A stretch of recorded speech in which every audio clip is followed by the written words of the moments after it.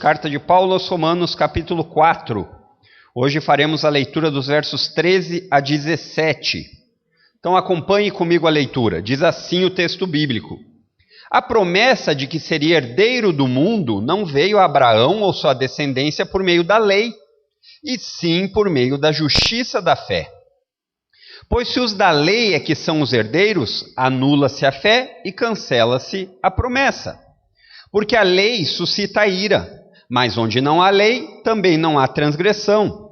Essa é a razão por que provém da fé, para que seja segundo a graça, a fim de que a promessa seja garantida para toda a descendência.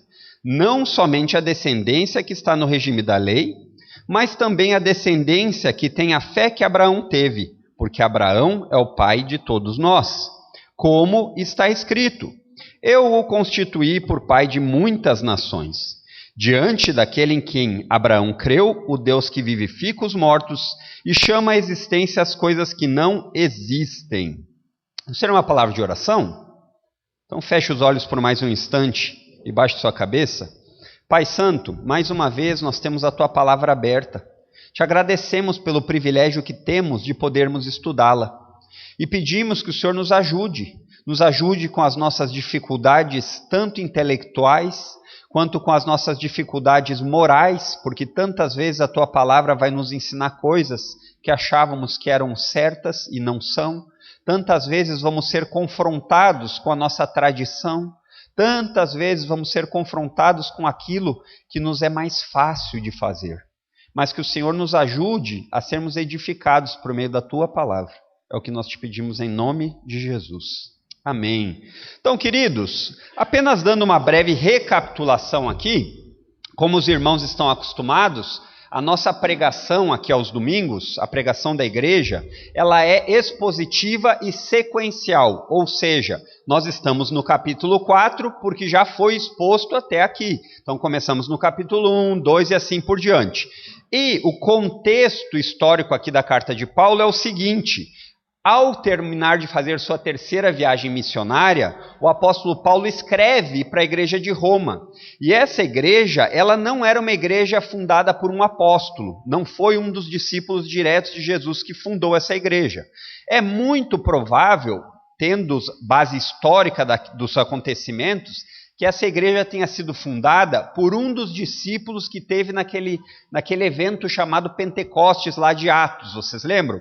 Então, essa igreja que não foi constituída por um apóstolo, ela era constituída de um misto de raças, de etnias, de judeus e gentios. Então, judeus, aqueles que vocês sabem muito bem, da nação de Israel, e gentios, todos os outros povos. E por isso, parece se fazer necessário algumas instruções doutrinárias.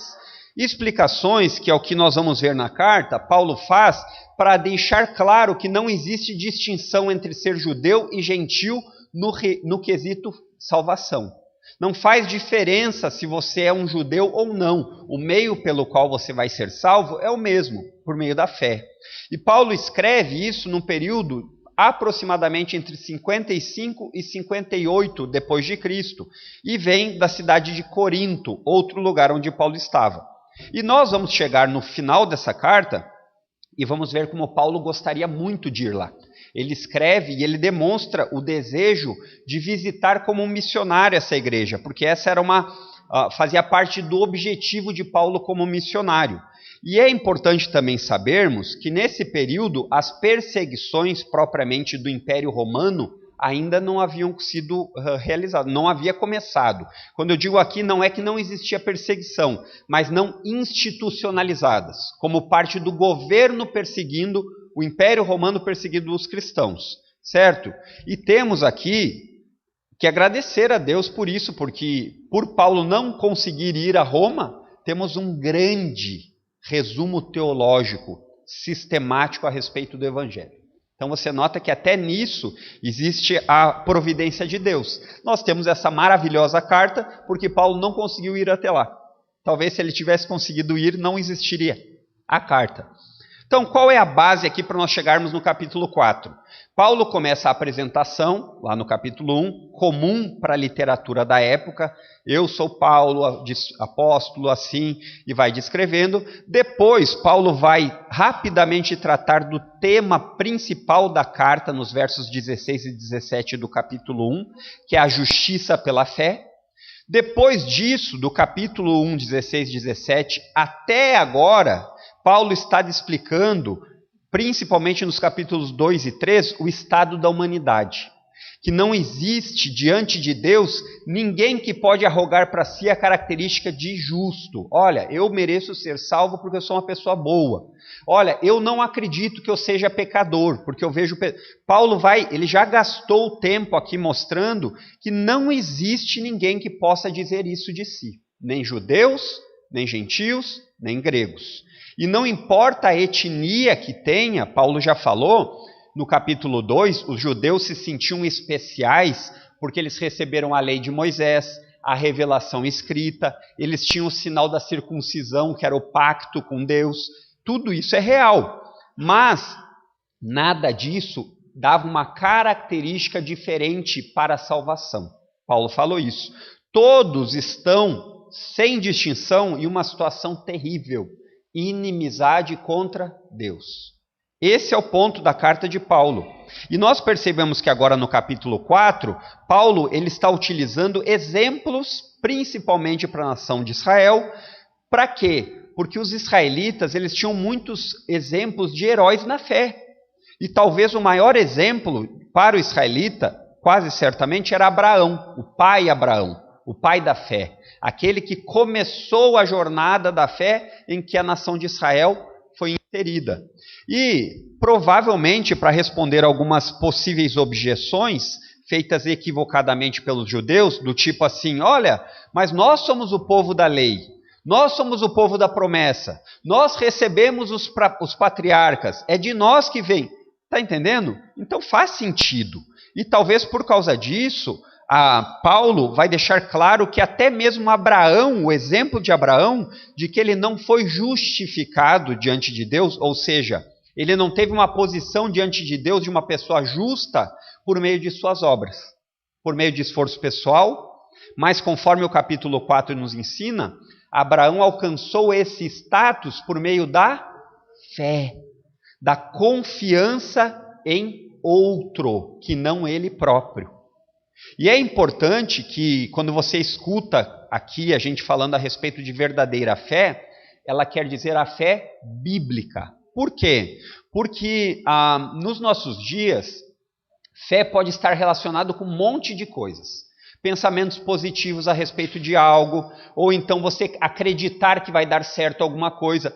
E de certa forma, a palavra pode ser utilizada. Mas quando nós falamos a respeito da Bíblia... A fé verdadeira é uma fé bíblica. É uma fé bíblica, aquilo que está revelado na Bíblia.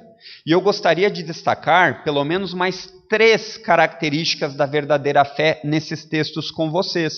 A primeira, que está no capítulo, no verso 13, é a verdadeira fé, ou a fé bíblica, confia nas promessas. Olha o texto aí no verso 13, diz assim: a promessa que seria herdeiro do mundo não veio a Abraão ou sua descendência por meio da lei, e sim por meio da justiça da fé. Pois se os da lei é que são os herdeiros, anula-se a fé e cancela-se a promessa. Então Paulo está continuando algo que ele já começou no capítulo 4, do exemplo de Abraão. É isso que Paulo está fazendo aqui. Ele está continuando o que nós falamos aqui do verso 1 ao 12. O exemplo de como Abraão foi justificado diante de Deus. Que não foi por obras, não foi por merecimento, não foi pela importância que ele tinha como patriarca Abraão, mas sim pela confiança na promessa. Pela fé, que a fé nada mais é do que confiar em algo ou alguém. Mas a fé bíblica, ela confia na promessa de Deus. É isso que nós vemos. E aí, o tema aqui que nós vamos ver, que existe um contraste nesse capítulo 4, é obediência à lei ou salvação pela fé. Essa é a ideia. E quando fala aqui nesse tema que é apresentado por toda a Bíblia, lei ou fé, mais especificamente em Romanos, ele tem sempre que ter na sua mente claro que quando se fala isso, não estamos desmerecendo a lei, mas mostrando o verdadeiro propósito que ela teve. Então, todos aqui em Romanos, Paulo está descrevendo, estão num estado de inimizade. Por quê? Porque ele nasceu no Brasil. Porque... Não, por causa do pecado. E isso une a todos os seres humanos sem distinção de raça, etnia, poder, status social, fama. Ninguém é capaz de salvar a si próprio. Esse é o tema da carta de Romanos. Por quê? Porque a sua justiça, por melhor que você ache que ela é insuficiente. Ela é insuficiente. Então, já que a sua justiça é insuficiente, o que é necessário? A justiça de outro, que seja suficiente. E é exatamente isso que Paulo está falando aqui, como nós somos justificados diante de Deus, somente pela fé em Cristo. E Paulo aqui no capítulo 4, ele amplia ainda mais aquilo que ele vem falando do exemplo do pai, quem? Abraão. O pai Abraão, como ele adquiriu os benefícios das promessas feitas a ele. Como foi? Paulo vai dizer. Qual é a promessa? Ele começa aqui dizendo no verso 13 ali, você deve ter percebido, a promessa de que seria herdeiro do mundo. Qual é a promessa que seria herdeiro do mundo? Onde nós achamos isso? Então, quando você pensa em promessa, você precisa sempre lembrar o que a palavra quer dizer. Promessa é um comprometimento. Encontramos em Gênesis, lá no começo da Bíblia, no primeiro livro da Bíblia, Gênesis 12, Gênesis 15 e Gênesis 17, as promessas feitas a Abraão. Depois você pode anotar aí, lá, correr lá olhar. Sendo que essas promessas feitas a Abraão foram feitas por meio de uma aliança incondicional. O que quer dizer isso? Não depende de duas partes. Deus prometeu, ele é o autor da promessa, então essa aliança será sempre mantida, porque só depende de Deus. Esse é o ponto. Então, quando você pensa nisso, você vai ver aqui, ao longo do Antigo Testamento em especial, um contraste entre a antiga aliança, uma aliança feita por Deus para a nação de Israel, mas que não era incondicional, era condicionada à obediência da nação de Israel. Por isso você percebe, talvez, que Paulo tenha que explicar porque o israelita está pensando isso. Ele está dizendo assim, mas olha, nós somos o povo da aliança. Não faz sentido? Faz sentido. Mas Paulo está dizendo que vocês entenderam errado. A lei e a promessa da antiga aliança são condicionais. Mas agora Paulo está apresentando que o maior exemplo dos israelitas não se baseou nessa aliança condicional, mas numa aliança feita com Deus incondicional. Quer tentar trazer a sua mente para você entender? Pense na aliança do casamento. A aliança do casamento, ela é uma prova de um compromisso feito entre duas partes, não é isso? É isso, por isso que o nomezinho é aliança. O problema é que essa aliança muitas vezes pode ser quebrada. Não deveria, mas pode ser quebrada. No caso com a aliança de Abraão, não pode, porque é Deus quem vai sustentar até o fim. E embora, irmãos, essa não seja uma promessa direta, a promessa de que seria herdeiro do mundo, você vai lá em Gênesis 12, você vai lá em Gênesis 15, você vai lá em Gênesis 17, você não vai ver escrito dessa forma. Mas o apóstolo Paulo, ele pega aqui e ele faz uma interpretação da promessa feita a Abraão, de quê? Da descendência. Lá em Gênesis 12, 3. Ele diz que todas as nações da terra seriam abençoadas por meio de Abraão, mas Abraão não tem como viver para sempre, e o seu descendente, aquele que viria de Abraão. E é esse exatamente o ponto que Paulo está sintetizando aqui. Você vai ver também isso com mais clareza ainda pelo apóstolo Paulo, lá em Gálatas 3. Versos 16 a 18, que ele fala que de Abraão viria o descendente que abençoaria todos os povos da terra. Essa aliança feita com Abraão se cumpre em Cristo. Essa promessa feita do herdeiro do mundo é em Cristo que se cumpre. Então, tanto a habitação de uma terra nova, como a habitação espiritual de um novo coração, estão em Cristo. E esse cumprimento das nações sendo abençoadas por Jesus já se cumpre nos nossos dias. Todo aquele que invoca o nome de Cristo é salvo. E isso é uma grande bênção.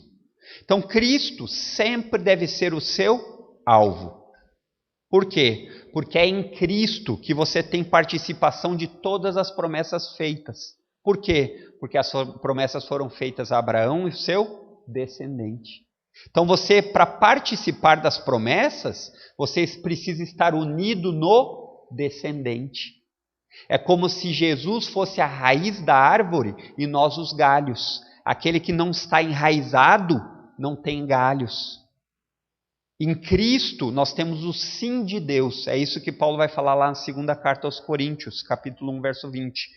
Todas as promessas que você encontrar na Bíblia, elas são garantidas pela união com Cristo. Percebe onde Paulo está levando aqui? Percebe que Paulo está dizendo que Abraão foi justificado por meio da fé na confiança do descendente que ainda viria? Então Abraão olhava para frente, e nós podemos olhar para trás, pelo descendente que já veio. E o ponto de Paulo aqui, meus irmãos, é qual? Justamente enfatizar isso, que a verdadeira fé confia nas promessas de tal forma que estão interligadas. Fé bíblica e promessas são conectadas, são inseparáveis. Se você tem fé bíblica, você confia nas promessas. Se você confia nas promessas, então você tem a fé bíblica.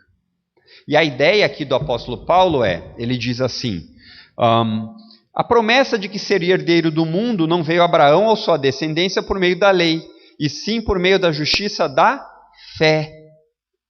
O que ele está dizendo aqui? O que ele está dizendo é que se apenas os que receberam a lei, ou seja, os judeus, aqui quando falamos em lei, ele está se referindo mais especificamente ao sistema entregue de leis para Moisés, por Deus, onde os 10 mandamentos são o ponto mais alto, né? Mas o que ele está dizendo por meio desses mandamentos e dessas leis, Abraão foi salvo? Não, porque é impossível que ele guarde todas elas, mas pela confiança naquele que viria. Então, a ideia isso não está restrito apenas à nação debaixo da lei, que é quem? Israelitas. Mas a todos da descendência de Abraão. Qual é essa descendência? Ele já explicou. Todos que têm a mesma fé que Abraão teve. Essa é a ideia. Então, Paulo quer deixar claro que essa promessa da herança é recebida por quem? Só pelos judeus? Não. Pelo judeu, pelo brasileiro, pelo romano, pelo grego, todos que estão ligados a Cristo, que é o Messias, o descendente prometido por meio da fé. E é importante aqui fazer alguns destaques, que Paulo já deixou claro, mas eu quero reforçar ainda mais para, se ficou alguma dúvida, você poder tirar ela de uma vez por todas. Abraão, o maior exemplo judaico israelita, para os israelitas, não teve seu status diante de Deus, os benefícios da promessa, por causa vinculado a algo que ele pudesse fazer. E eu já expliquei sobre isso. Não quer dizer que ele fosse desobediente, não é isso. Mas a obediência nunca foi o meio pelo qual a pessoa é salva. Por quê? Porque é impossível você obedecer de maneira plena e perfeita. Então, nesse caso, Paulo explica que Deus, no seu plano eterno, desejou salvar pessoas de todas as nações, não apenas judeus, e por isso não está vinculados apenas os da lei, porque dessa forma, se estivesse vinculado apenas aos da lei, a sua promessa não seria cumprida. Entendeu o raciocínio lógico de Paulo? Mas é assim que Deus revela, que os herdeiros verdadeiros não são apenas judeus, nacionalidade de Israel. Não, mas todos aqueles que têm a mesma fé nas promessas que Abraão teve. sejam eles da circuncisão ou não, sejam eles brasileiros ou judeus, seja eles de cor escura ou clara, japonês, não existe diferença. E aqui você percebe que para a Bíblia não existe acepção de etnia, raça, não existe. Não existe ninguém que pode chegar diante de Deus por causa dos seus méritos, status. Eu sou fulano de tal. Seja bem-vindo, mais um pecador que necessita de arrependimento. A verdadeira fé, ela confia na promessa. Deixa eu fazer aqui algumas aplicações importantes. Diferente de todos os seres humanos, que podem magoar, machucar, mentir, e isso, se você ainda não experimentou num relacionamento com outras pessoas, você experimentará de alguma forma. Mas em Deus, nós temos uma promessa de confiança, porque em Cristo nós somos seus filhos para sempre. E o Deus que prometeu, ele não mente. As promessas de Deus, feitas na aliança em Cristo, são irrevogáveis, não podem ser desfeitas. Comparados a nós, que muitas vezes não mantemos nossa palavra num simples vou ir em tal lugar, Deus não é assim. Deus mantém sua palavra porque Ele tem poder para fazer isso e porque Ele é verdadeiro. E aqui nós já poderíamos fazer uma pequena comparação com nós, porque se nós dizemos que Deus é nosso Pai, e Deus é um Deus que não mente, que só fala a verdade, nós como seus filhos deveríamos valorizar a verdade. O que tem de cristãos que não têm preocupação com mentiras? Nós vemos que aqui acaba sendo uma aplicação que resbala aqui nessa ideia. Porque Deus, sendo um Deus de promessa, e você espera que Deus não minta para que você possa confiar na promessa, por que você não faz também a mesma coisa? As promessas de Deus, e isso eu penso que tem sustentado a minha caminhada cristã e eu espero que também sustente a sua, trazem conforto e segurança. Porque esse tempo, momentos difíceis na história, não são o fim. Dias difíceis são parte desse mundo em pecado. Mas chegará um dia em que aqueles que têm a herança prometida viverão para sempre. Então, eu lembro de uma ilustração aqui do Francis Chan, que ele pega uma grande corda e ele pinta um pedacinho da corda, sei lá quantos metros, uns 4 metros, para ilustrar. E ele diz, olha, vocês têm vivido a vida de vocês por esse pedacinho vermelho, mas a vida que existe é muito maior. Ela tem uma eternidade pela frente. Então, os momentos difíceis não devem guiar o curso da sua história. Por quê? Porque em Cristo você tem segurança para o hoje. Se você creu em Cristo, você é salvo. E certeza para o amanhã. Por quê? Porque Jesus vive. E porque Ele vive, eu posso acreditar que aquilo que Ele prometeu, Ele cumprirá. Assim como Abraão, meus irmãos, nós podemos confiar que vamos viver eternamente naquilo que a Bíblia chama de novos céus e nova terra. E o mais interessante não é só que nós vamos ser totalmente libertos do poder do pecado que ainda insiste em exercer sobre nós, mas nós seremos livres da presença do pecado. Ele não habitará mais com nós. E isso faz parte de todos aqueles que têm a herança garantida por meio de Cristo. Por meio da morte e da ressurreição de Jesus para o perdão dos pecados. Talvez a pergunta que você faça, então, o que eu preciso fazer para fazer parte disso? Creia. Creia que Jesus veio para isso, para perdoar pecadores e que você é um pecador que precisa de salvação. O que nos leva ao segundo ponto. O primeiro ponto, a verdadeira fé confia nas promessas. Em segundo lugar, a verdadeira fé depende da graça. Olha aí os versos 14, 15, pode ser o 14 de novo, só para nós conectarmos. Ele diz assim, pois se os da lei é que são herdeiros, anula-se a fé e cancela-se a promessa. Verso 15. Porque a lei suscita ira, mas onde não há lei, também não há transgressão. Verso 16. Essa é a razão por que provém da fé, para que seja segundo a graça, a fim de que a promessa seja garantida para toda a descendência, não somente a descendência que está no regime da lei, mas também a descendência que tem a fé que Abraão teve, porque Abraão é o pai de todos nós. Vamos por partes, né? Embora o fluxo de raciocínio do apóstolo Paulo é fácil de ser acompanhado, parece que aqui nós temos uma tensão dele desmerecendo a lei. Calma, vamos acompanhar aqui. Ele descreve aqui, o apóstolo Paulo, nesse fluxo de raciocínio, uma característica relacionada à lei. E isso Paulo já vem fazendo. Existe valor na lei.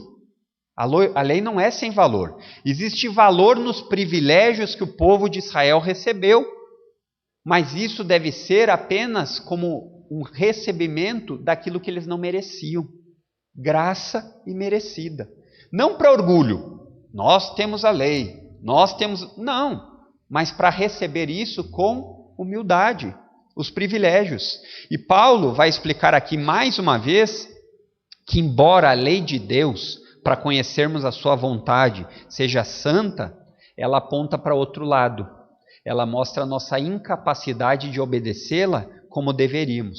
E se não somos capazes de obedecer à lei de Deus como merecíamos, e se a salvação fosse por meio da lei, qual era o nosso status? Salvos ou condenados? O que vocês acham? Condenados! Para entender o raciocínio, o fluxo do apóstolo Paulo, ele está dizendo a lei é boa, a lei não é ruim, ela demonstra a vontade de Deus. Mas ela também demonstra que você é incapaz de obedecer como deveria. Então, no tribunal de Deus, se a lei for o seu critério de julgamento, as suas boas obras vão lhe salvar? Não. Por quê? Porque elas não são suficientes. Está entendendo? O ponto do apóstolo Paulo não é desmerecer a lei, mas mostrar o que acontece quando pessoas vivem por meio de obedecer a ela, para alcançar um status diante de Deus. Esse é o ponto. Gálatas 3, 19 e 21 vai nos ensinar isso. A lei ela tem uma dupla função dada por Deus. Nossa incapacidade de cumpri-la como deveríamos e demonstrar a vontade de Deus. É daí que vem o termo que a gente vê no verso 15, que ele diz assim, a lei suscita a ira. Por quê? Porque não tem como ser salvo. A lei é o padrão santo da vontade de Deus. Uma vez que você desobedece, você merece tapinha nas costas ou condenação? Ira. Ira santa. Quando você pensa aqui na palavra ira, não entenda como uma ira nossa humana, de pessoas que ficam enraivecidas e dizem assim, agora você... Não, Deus está fazendo aquilo que é caráter dele. Condenar pessoas que merecem condenação. Aí ele diz assim, mas onde não há lei, também não há transgressão.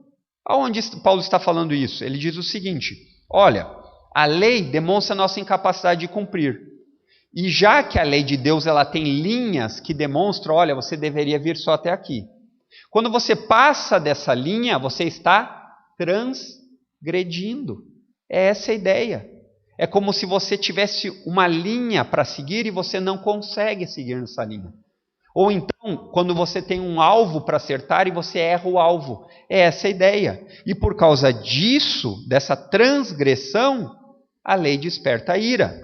E uma vez que sempre por meio da lei haverá transgressão, todos que vivem por meio da lei para alcançar justiça, despertam o que em Deus? O texto nos diz. Porque a lei suscita ira.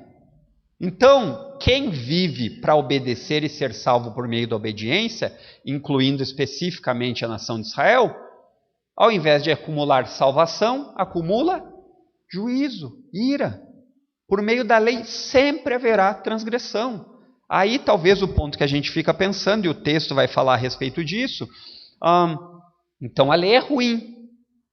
Ele diz assim no verso 15, mas onde não há lei, também não há transgressão. Não parece numa leitura corriqueira? Então vamos rasgar essa lei. O que ele está dizendo é que por meio da lei há ira. Existe um outro método que Deus salva, sem desmerecer a lei, porque ela tem o seu valor, ela demonstra a vontade de Deus, mas que ele é baseado na graça. A verdadeira fé descansa, ela necessita da graça. E a palavrinha graça, ela quer dizer favor imerecido de Deus. Qual era o merecimento justo? Ira e condenação. Mas por meio da graça, em quê? Favor de quê? A graça e a fé estão unidas.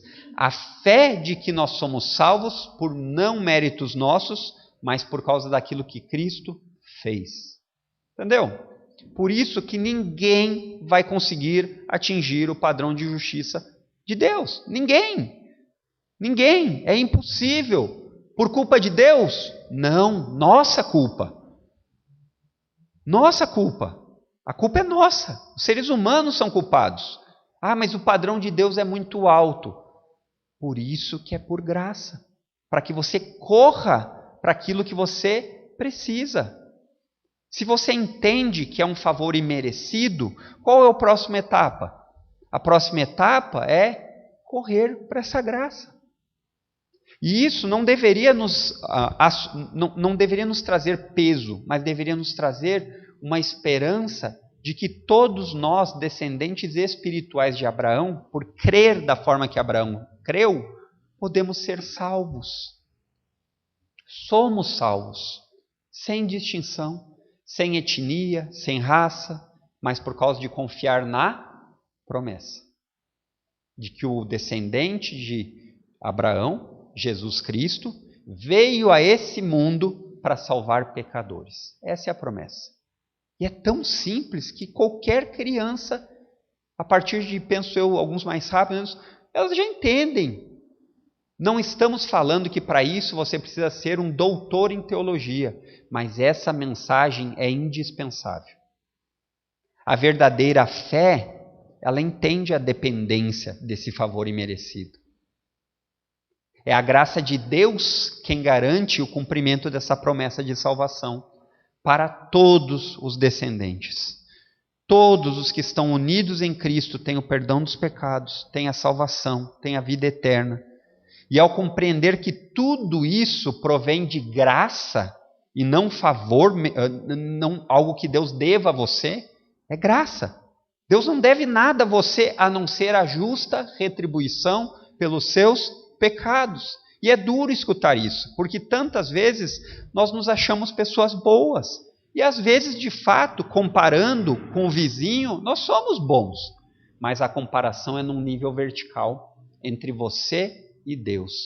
E quando você percebe isso, você entende que você está perdido. Mesmo aquelas atitudes que você faz, que você acredita serem boas, são graça de Deus. Tudo que você tem nessa vida é graça, é favor.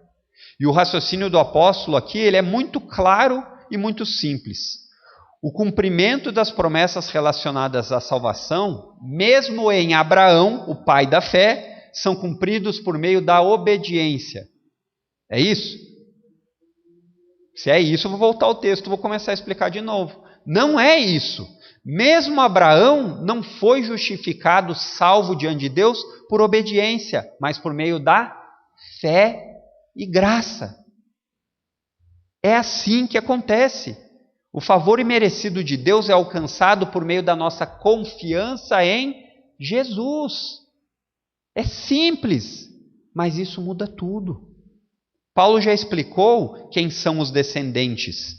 Paulo já explicou isso, quando ele fala aqui no final do verso 16. A fim de que a promessa seja garantida para toda a descendência. Qual é a descendência? Aqueles que têm a mesma fé que Abraão teve. Ah, mas o texto não diz isso. Diz sim, continue lendo. Não somente a descendência que está no regime da lei. Não é só para os judeus. Mas também a descendência que tem a fé que Abraão teve. É essa a ideia. Então deixa eu reforçar aqui algo. Não existe espaço para você salvar a si mesmo. Não existe. Não existe nem 1 milímetro de espaço para você salvar a si mesmo. Não existe. Não existe nada que o seu esforço pessoal possa alcançar diante de Deus, porque nunca será suficiente. E aqui você percebe as incoerências, pagamento de promessa, vamos fazer uma caminhada de 25 quilômetros de joelho. Você percebe que não existe nada disso na Bíblia que vá trazer favor diante de Deus. E isso parece que nos humilha ainda mais, porque é simplesmente por meio da confiança em outra pessoa. E isso é ruim, né? Quando nós precisamos confiar em outra pessoa. Por quê? Porque nós não gostamos de ter que confiar em outra pessoa. E muitas vezes esse é o nosso maior problema. Dizer que nós não somos capazes de fazer algo para salvar a nós mesmos. Esse é o ponto. Deixa eu aqui fazer uma ilustração para você entender um pouquinho a respeito dessa fé dependente da graça. Imagine que você foi convidado para um grande banquete, né? Aqui no sul a gente tem mais o churrasco. Mas imagine que fosse uma festa muito cheia de pompa e que pessoas importantes estariam lá. E aí eu pergunto a você, se você ficasse sabendo dessa festa, qual é a percepção que você tem? Assim, olha, eu deveria ser convidado para essa festa porque eu sou fulano de tal. Eu deveria ser convidado para essa festa porque eu sou um influencer. Tenho milhões de seguidores. Eu deveria ser convidado para essa festa porque eu sou muito inteligente. E aí você tem vários motivos do qual você poderia pensar nesse convite dessa festa, do qual você deveria ser convidado. E essas pessoas não lhe convidarem para essa festa, quem está tendo prejuízo é elas, porque eu sou o cara. Talvez seja essa a percepção que você tem a respeito de Deus. Deus tem que me salvar, porque eu sou uma pessoa boa. Deus tem que me salvar porque eu sou bonito. Deus tem que me salvar porque eu sou da família fulano de tal. Já parou para pensar? Alguma vez você já se pegou pensando assim? Eu já me peguei pensando assim várias vezes. Várias vezes. Você, quando pensa nessa festa, você acha que deve ser convidado por causa dos seus méritos ou por causa da bondade imerecida do dono da festa que resolveu lhe convidar sem nenhum merecimento seu? Assim é a verdadeira fé. Ela entende que ela não tem nada para oferecer a Deus, mas que Deus, por causa de Cristo, nos inclui nessa grande festa. Jesus falou a respeito disso no banquete das grandes bodas. E isso quer dizer que é um favor imerecido. Estão entendendo? Vocês percebem como isso vai na contramão da mensagem positiva dos nossos dias? Vai na contramão. Porque a mensagem que se tem, inclusive nos coaches hoje, é você é o máximo. Você é o máximo. Você é o melhor de todos. E a Bíblia diz assim, se você for por esse caminho, você está perdido. Você consegue perceber qual que é o padrão que a gente tem nesse mundo? Status social, fama, poder. Porém, qual é o problema aqui? O problema é que diante de um Deus que não pode ser subornado. Você entendeu isso? Deus não pode ser subornado. O seu dinheiro não o compra, a sua beleza não o encanta, a sua influência social não o alcança. E diante de Deus você não tem nada que possa oferecer que antes Ele não tenha dado a você. E isso, quando você entende isso, penso eu, deveria lhe dar uma atitude humilde. E deixa eu também esclarecer o que a Bíblia fala a respeito de humildade. Não é pobreza. Humildade é você não ter um conceito sobre si mesmo elevado demais. Você saber se colocar no seu devido lugar. Isso é humildade. E ser dependentes da graça de Deus nos leva a sermos pessoas o quê? Humildes. E quando nós somos essas pessoas humildes, a compaixão vem junto. Você olha para alguém que não crê, você não tem vontade de destruí-lo, mas você quer que ele reconheça que ele precisa de salvação. Isso é compaixão. É não dar aquilo que as pessoas merecem. Porque nós merecíamos também. No entanto, Deus, por sua compaixão, não nos dá o que nós merecemos. Percebeu isso? Então, por que nós, que não temos nada que não tenha sido dado, temos orgulho e arrogância? Percebeu? que se você entende que tudo que você tem é graça, provém de um favor imerecido de Deus, você não vai ter motivos para arrogância. Paulo falou isso em Romanos 3, verso 27. Paulo vai falar isso lá em 1 Coríntios 4, 7. O que você tem que você não tenha ganhado? E se você ganhou o que você tem, por que você é arrogante? A fé verdadeira, queridos, ela recorre todo dia ao banco da graça. A graça diária existe para que você vá lá e bata na porta do banco da graça e peça: eu preciso de graça para o dia de hoje. E você ganha graça para a vida inteira, Deus vai dando diariamente para que você precise diariamente recorrer ao trono da graça. É como se você ganhasse um cartão sem limites de graça. E aí você precisa diariamente recarregar esse cartão. Eu lembro do texto de Hebreus 2, que faz muito sentido em relação a isso, em relação a todos aqueles que precisam de graça. E todo crente que confiou nas promessas, ele sabe que ele depende da graça.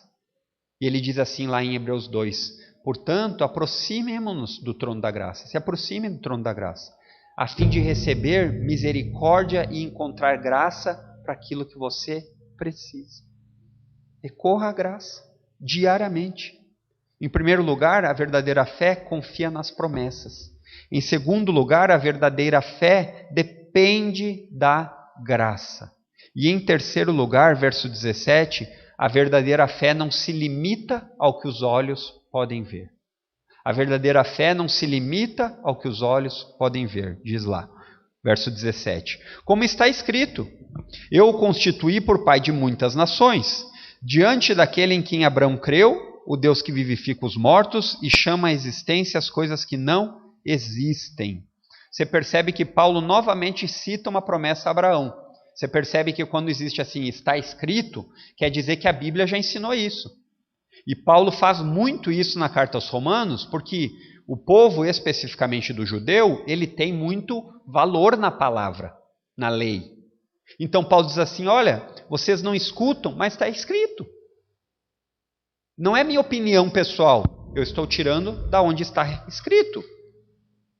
E Paulo aqui, ao citar essa promessa, ele nos leva a compreender que a fé confia mesmo sem enxergar. E isso é difícil, né? Essa talvez seja a parte mais difícil.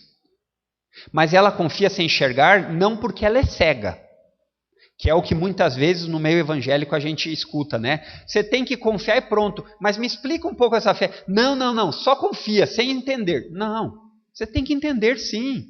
E Abraão não confiou sem ver porque era uma fé cega, mas porque ele sabia em quem ele estava confiando. Aquele que ele confiou é poderoso para cumprir aquilo que ele prometeu. Entendeu a diferença? Eu penso em mim que eu sempre tentei cumprir as minhas promessas lá para minhas filhas, né? Falo para minhas filhas porque os dois menores ainda não tem muito o que ser prometido. Mas eu sempre tentei cumprir. Por quê? Em primeiro lugar, lá do começo que a gente falou, o primeiro ponto. Um crente deve sempre valorizar a verdade. Mas qual é o ponto? Quando eu falava para elas, olha, amanhã nós vamos passear no shopping. As minhas filhas, elas diziam assim, eba, porque elas sabiam que o pai delas honraria aquilo que ele prometeu, então elas não tinham visto o dia de amanhã chegar no shopping, mas elas confiavam que ele existiria. Esse é o ponto. Elas sabiam que isso ia acontecer mesmo sem ver. Mesmo sem ver. Por quê? Porque elas confiavam naquele que fez a promessa. Agora, a diferença é que eu sou falho. A diferença é que eu sou fraco e eu não tenho como garantir muitas vezes a promessa. Por isso eu cuido muito para prometer. Por quê? Porque é pior depois você ter que voltar atrás. Então, quando você fala, seja de palavra. Quando você diz, eu vou entregar esse trabalho em tal tempo, entregue. Quando você diz, eu vou chegar, chegue. Por quê? Porque assim você demonstra em quem você crê. Mas o ponto é, eu sou falho, fraco e mortal. Por exemplo, eu poderia ter prometido para elas ir amanhã no shopping e ter um ataque do coração à noite. Que Deus me livre disso. Mas poderia, não poderia? E eu não poderia cumprir aquilo que eu prometi. Mas Deus não. Porque Deus é todo-poderoso. Deus não está sujeito ao tempo lá fora, fazer chuva ou fazer sol. Deus não está sujeito às adversidades desse tempo presente como nós estamos. E se você tem um pouquinho de Bíblia já no seu sangue aí, você deve ter lido a parte final dizendo assim: o Deus que vivifica o morto e chama à existência as coisas que não existem. Chama a existência a coisas que não existem. Se você já leu um pouquinho da Bíblia, você lembra do que está falando aqui. Ou, talvez não o que esteja falando aqui, mas que lhe remete. Criação de tudo. Deus criou todas as coisas, chamando elas à existência do nada. Ex nihilo, do nada. Nós, por mais inteligente que sejamos, nós não criamos coisas do nada. As coisas existem na criação e nós utilizamos elas. Então não é do nada, não é do zero. Só que o que está acontecendo aqui, embora nós vejamos claramente essas características da divindade como onipotência, onipotência nada mais é do que poder ilimitado. Ninguém tem isso. Nós não temos isso. O presidente dos Estados Unidos não tem isso. Nenhum ser humano tem poder ilimitado. Somente Deus. Essa é uma característica da divindade. E embora sim, isso é verdade, que Deus está aqui falando a respeito de sua onipotência, Paulo não está se referindo disso, da criação do mundo. Deus está se referindo a Abraão, que de Abraão viria a descendência. Mas deixa eu lembrar, refrescar sua memória. Abraão já está velho, já não tem idade, nem ele nem a sua esposa, para ter filho. E Deus faz essa promessa para ele. Como se você chegasse a 70, 80 anos e você dissesse assim: você vai ter um filho. Você não tem mais força, você não tem mais vigor, mas você vai ter um filho. E o seu filho vai vir a descendência. Humanamente ele deveria acreditar nisso? O que vocês acham? Claro que não. Claro que não. Por quê? Porque humanamente falando isso parece impossível. Mas Abraão acreditou naquele que tem poder ilimitado. Esse é o ponto. Essa é a ideia aqui que Paulo traz. Abraão confiou num Deus que é capaz de cumprir aquilo que ele prometeu. Por meio da fé. E essa fé é a confiança em Deus. Do mesmo modo que Deus tem poder para criar o mundo, seu poder, trazer à existência as coisas do nada, esse mesmo poder é exercido por Deus para cumprir as promessas. Olha que conexão poderosa. Esse mesmo grande poder usado para criar o universo, para manter suas promessas, é o poder que Deus usa para resgatar o seu coração do pecado. Ele traz à existência uma fé que não existia. Uma confiança que você não tinha. E note que quando eu falo isso, é para você entender a grandeza do que é ter um coração salvo. Esse é o poder que Deus usa. Trazer à existência as coisas que não existem. E é importante fazer aqui com vocês uma ressalva. Essa confiança, ou essa fé de Abraão, não está vinculada a um desejo intenso de Abraão. Como se Abraão pudesse garantir algo. Você nunca escutou essa expressão? Vamos jogar um jogo. Vamos na fé que a gente vai ganhar esse jogo. Ali, quando você está falando isso, você está querendo dizer assim, vamos fazer o nosso esforço máximo para vencer isso. Mas quando Abraão fala a respeito a Bíblia fala a respeito da fé que Abraão teve, não está vinculado àquilo que Abraão poderia fazer, mas àquilo que Deus fez por ele. Você nota como isso é humilhante? Você ter que admitir e dizer assim: eu não posso me salvar, eu preciso de outro. Isso humilha você. Ainda mais se você é uma pessoa bem ágil, viril e gosta de se olhar no espelho. Isso humilha você. Talvez pessoas que não têm essas características, elas tenham mais facilidade de confiar na fé que salva. Mas o ponto é, Essa é a grande diferença da fé bíblica e do desejo positivo que existe no mundo. Confie que vai dar. Não. A fé bíblica, ela está depositada numa pessoa, não num sentimento. Ela está depositada em Jesus e naquilo que Jesus fez. E esse ato concreto garante os benefícios para você, se você crê nisso.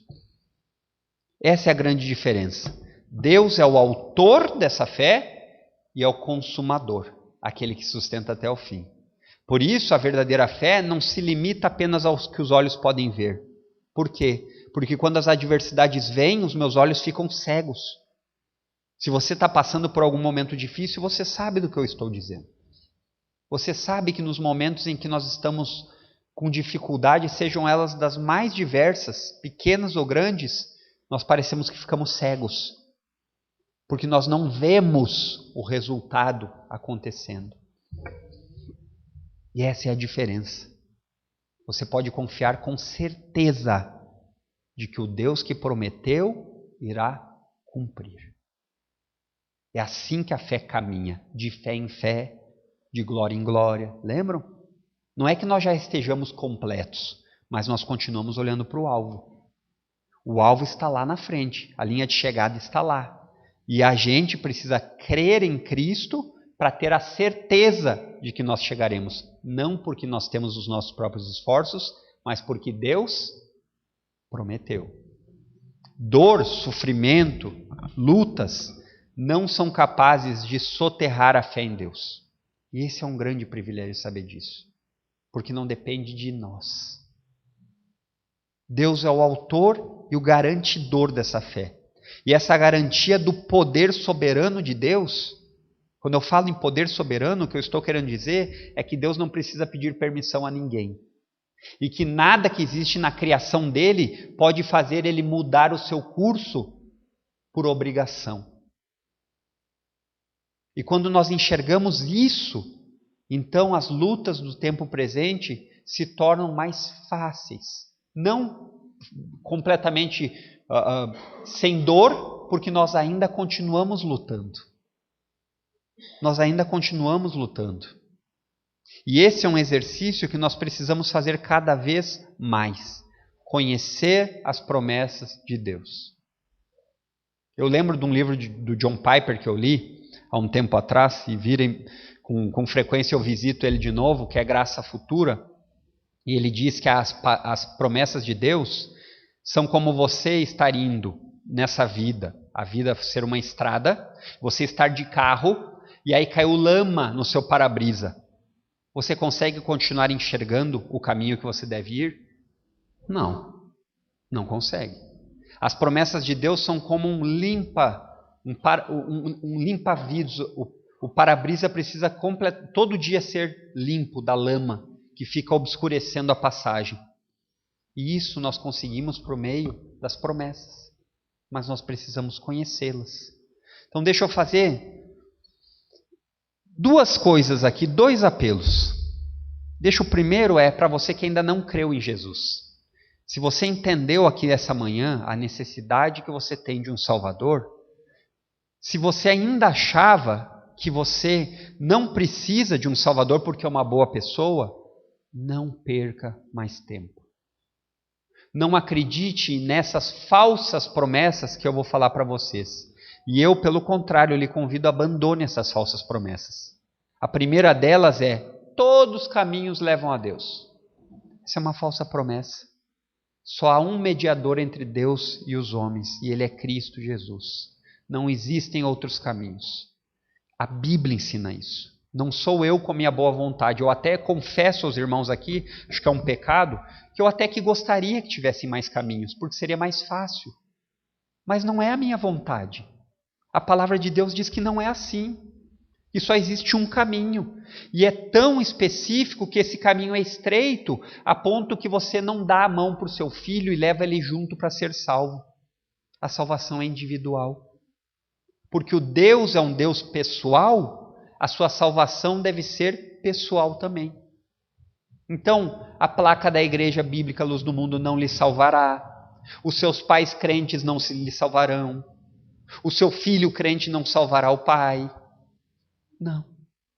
Essa é uma mentira. Abandone se você acreditava nessa promessa. A segunda promessa que eu escuto muitas vezes acontecer e que eu lhe convido a abandonar é: a vida é curta. Então vamos aproveitar tudo que dá, até a tampa. E o que vier é lucro. Você já não pensou assim? Eu já pensei. E eu vejo cada dia muitas pessoas pensando assim. Só que deixa eu lhe falar uma coisa que a Bíblia ensina. A vida nesse tempo não é tudo o que há. Não é. Existe um tempo chamado eternidade pela frente. E a maneira como você se relaciona com Jesus, o descendente de Abraão agora, irá determinar onde você irá passar a sua eternidade. Aqueles que negarem o Filho serão negados pelo Pai. Aqueles que aceitarem o Filho fazem parte da herança prometida. Em terceiro, com certeza eu teria aqui uma lista de muito mais, mas eu separei 3 aqui que eu sei que muitas pessoas pensam, porque eu também já pensei, e o terceiro é: todos são filhos de Deus. Isso é ofensivo, né? Se disser para uma pessoa, você está equivocado. A Bíblia, ela afirma, e Paulo já afirmou isso até agora, que somente aqueles que confiaram em Jesus, se arrependeram dos seus pecados e por causa da união com Cristo, adquirem o privilégio de serem filhos de Deus. Antes disso, sabe o que todos os seres humanos são?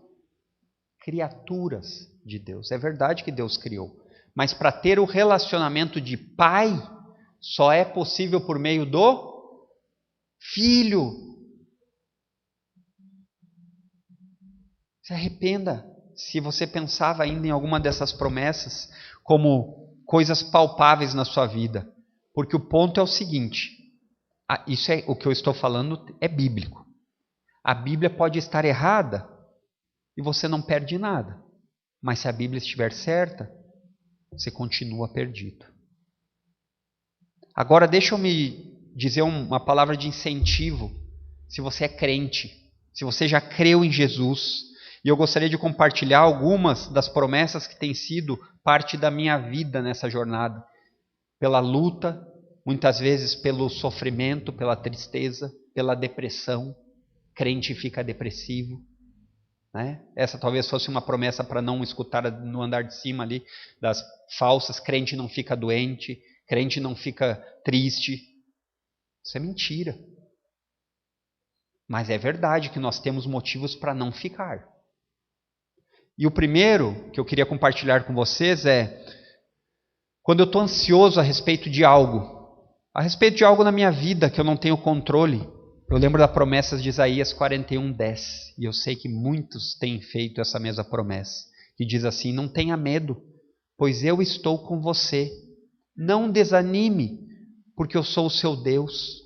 Eu vou fortalecê-lo, vou ajudá-lo, com a minha mão direita poderosa eu lhe sustentarei.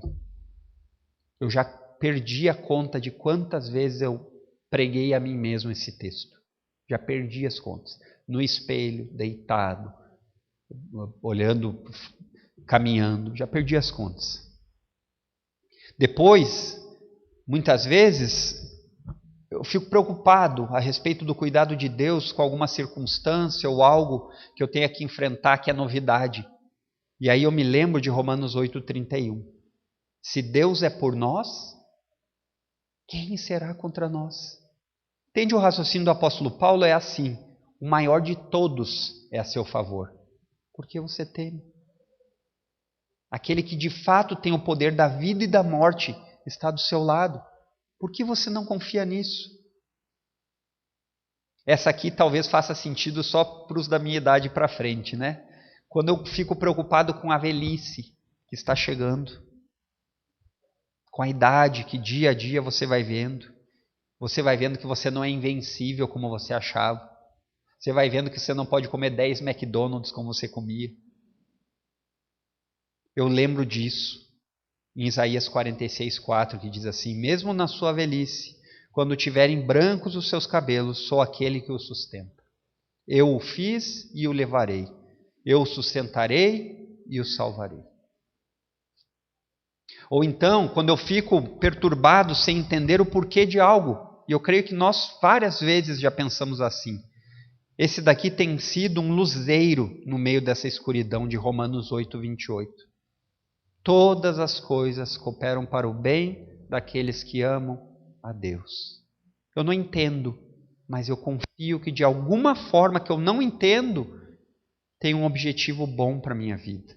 É verdade que a sequência do texto de Romanos 8, 28 fala que isso está vinculado à semelhança de Jesus.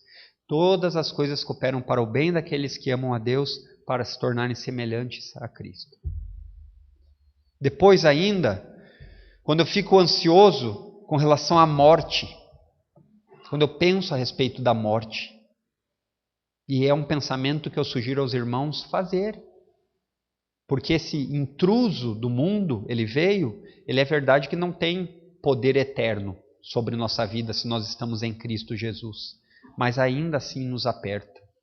Aí eu me lembro de Romanos 14, 7 a 9.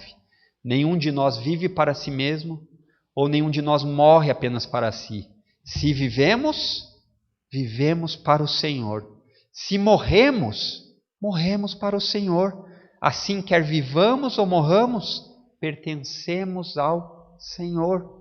Por essa razão, Jesus Cristo morreu e voltou a viver para ser Senhor de vivos e de mortos. Ou então, se você passou já por algumas dúvidas na sua fé, quem nunca? Eu lembro, quando eu fico com medo de que minha fé possa naufragar, eu lembro de Filipenses 1,6. Eu estou convencido de que aquele que começou a boa obra em mim vai completar até o dia de Cristo Jesus. E por fim, mas não a última, mas certamente aqui é uma que eu tenho usado com uma certa frequência, não sei se é porque está na carta aos Romanos, né, que eu tanto gosto, mas que diz o seguinte: quando eu tenho medo a respeito do cuidado de Deus, eu lembro de uma coisa que o apóstolo Paulo fala, ele diz assim: pois eu estou bem certo. Quando o apóstolo fala estou bem certo, é a ideia de uma certeza igual a Abraão, uma convicção de que isso é verdade, que nada pode me separar do amor de Deus, que está em Cristo Jesus nosso Senhor. É isso que ele fala lá na carta aos Romanos capítulo 8, verso 36, se eu não me engano. Verso 38, ele diz assim, ele continua dizendo: nada pode me separar desse amor. Você pensou nessa palavrinha, nada? Sabe o que ela quer dizer no original?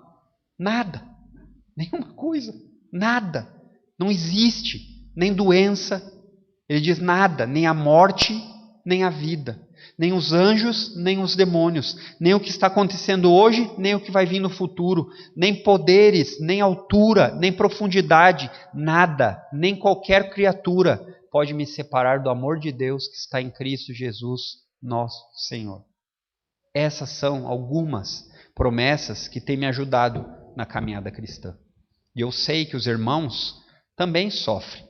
Eu sei que os irmãos também padecem. Então lembre-se disso. Em primeiro lugar, a verdadeira fé confia nas promessas. E as promessas são dignas de confiança, porque vêm de um Deus de verdade. Em segundo lugar, a verdadeira fé depende da graça. Nós sabemos que se temos salvação, não vem de nós mesmos. É um presente merecido de Deus. E em terceiro lugar, a verdadeira fé não se limita ao que os olhos veem. Não viva esse tempo deixando a eternidade de lado. Peça ajuda a Deus. Se você é parecido comigo, você precisa pedir diariamente para enxergar isso, o valor da eternidade. Eu tenho com frequência pedido: Deus, me ajuda para que diariamente a eternidade seja tão enraizada na minha mente e no meu coração, para que eu não seja iludido com prazeres físicos, não que não sejam feitos por Deus, mas que essas coisas que eu posso tocar, ver, sentir, que isso não seja o que guia a minha vida, mas sim a confiança naquilo que o Senhor prometeu. Porque diariamente essas coisas afastam os nossos olhos de Cristo. Que Deus nos ajude. Vamos ter uma palavra de oração? Pai Santo, obrigado, Deus, por esse tempo aqui junto, e te pedimos que o Senhor nos ajude a perceber essas características da verdadeira fé e que o Senhor nos acrescente ela. Nos ajuda a lembrar que o Senhor é um Deus que fez promessas e que cumpre as suas promessas. Nos ajuda a lembrar que por meio da fé, pela graça, pela fé em Cristo, por um favor imerecido do Senhor ao enviar o seu Filho, nós podemos ser salvos. E nos ajuda em especial a não desperdiçar o tempo com aquilo que não edifica. Seja em lazeres diários, seja assistindo televisão, que o Senhor nos ajude a usar o tempo de maneira edificante, com nós e com os nossos próximos, as pessoas ao nosso redor, que os nossos convívios sejam sempre com a intenção de edificação, que o Senhor nos ajude a enxergar a vida de uma perspectiva de apenas uma caminhada para a eternidade, de uma forma não desvalorizando a vida agora. Não é isso que o Senhor nos ensina, mas que nós possamos valorizar a vida, vivendo ela para a tua honra e glória. Nos ajuda a lembrar que todos os males, dificuldades, sofrimentos do tempo presente ainda são resquícios do pecado que habita. Mas nos ajuda a olhar com os olhos da eternidade, onde nós não teremos mais isso. Nossas dores cessarão, nossos medos desaparecerão, nossas preocupações serão levadas, e tudo isso por meio da confiança em Jesus, teu Filho. E é por meio dele que nós oramos. Amém.